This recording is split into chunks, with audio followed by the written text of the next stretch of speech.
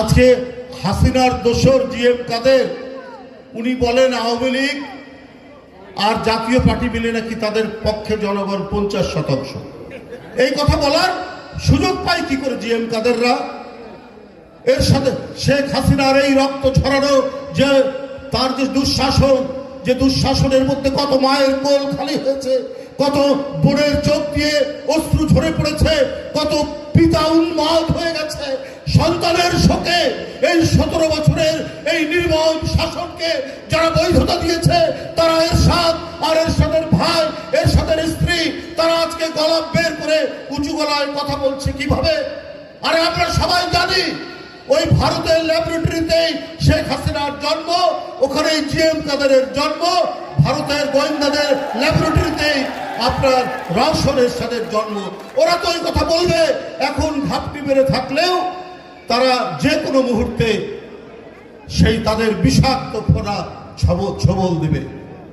তো সুতরাং আজকে অন্তর্বর্তীকালীন সরকারকে সবাই সমর্থন দিয়েছে, গণতন্ত্রকামী মানুষ সমর্থন দিয়েছে।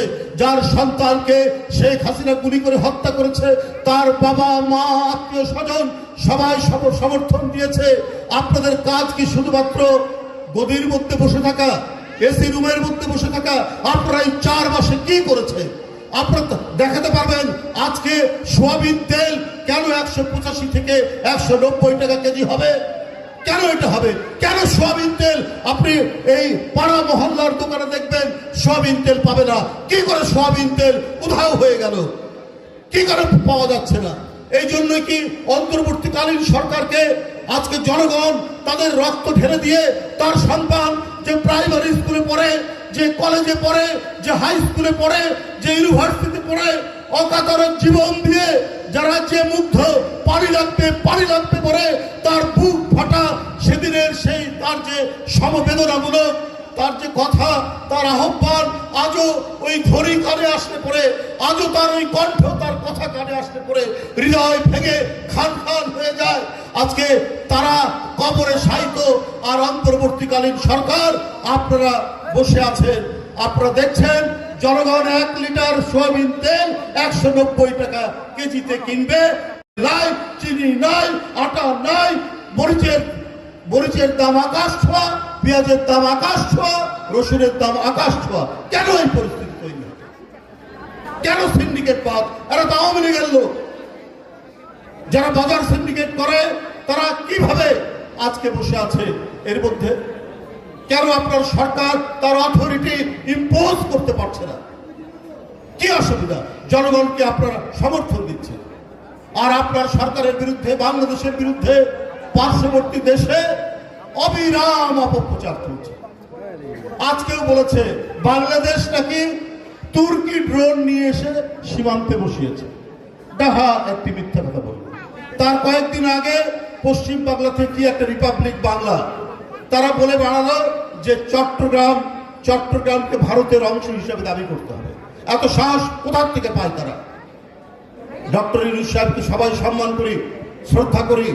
তাকে বিএনপি সহ বিভিন্ন রাজনৈতিক দল যারা নিরবচ্ছিন্নভাবে আন্দোলনে ছিল, সংগ্রামে ছিল, যাদের দলের আদর্শিক সন্তানরা আজকে ঝরে গেছে, জনির মতো, আজকে সুমনের মতো, ফরহাদের মতো, তারাও তো সমর্থন দিয়েছে। কেন আপনারা দুর্বলতা প্রকাশ করবেন? আমরা 18 কোটির দেশ। আরে আমরা যদি ভারতে চিকিৎসা করতে না যাই ওদের হাসপাতাল বন্ধ হয়ে যাবে। আমরা যদি ওখানে কেনাকাটা করতে না যাই ওদের নিউ মার্কেট বন্ধ হবে, ওদের সুপার মার্কেট বন্ধ হবে, ওদের দোকানপাট কলকাতা এবং আশেপাশে ব্যবসা বাণিজ্য চলবে না। সুতরাং আজকে আমরা প্রত্যেকেই ভারতের পণ্য বর্জন করবো না? আজকে আমার মা বোনেরা বাংলাদেশের টাঙ্গাইলের শাড়ি পরবে, খাদির শাড়ি পরবে। আমার মা বোনেরা বাংলাদেশের তৈরি যে তাঁত, সেই তাঁতের শাড়ি পরবে। ভারতের কোনো শাড়ি কিনবে না,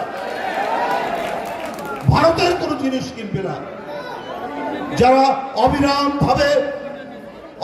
ভাবে যারা আমাদের বিরুদ্ধে মিথ্যাচার করছে, আমাদের দেশ দখল করতে চায়, চট্টগ্রামকে ছিনিয়ে নিতে চায়, তারা কখনো বাংলাদেশের বন্ধু হতে পারে না। আর আমরা ওরা যদি এই পরিস্থিতি যদি রক্ষা করতে চায়, ওরাও এই পরিস্থিতি চায়, তাহলে ওদের ক্ষতি হবে, আমাদের ক্ষতি হবে না। ওরা যদি ভিসা বন্ধ করে দিতে চায়, ওদের ক্ষতি হবে, কারণ আমাদের বিলিয়ন ডলার আর পাচার হবে না। ভারত থেকে ফেন্সিডিল আর ইয়াবা বাংলাদেশে ঢুকবে না।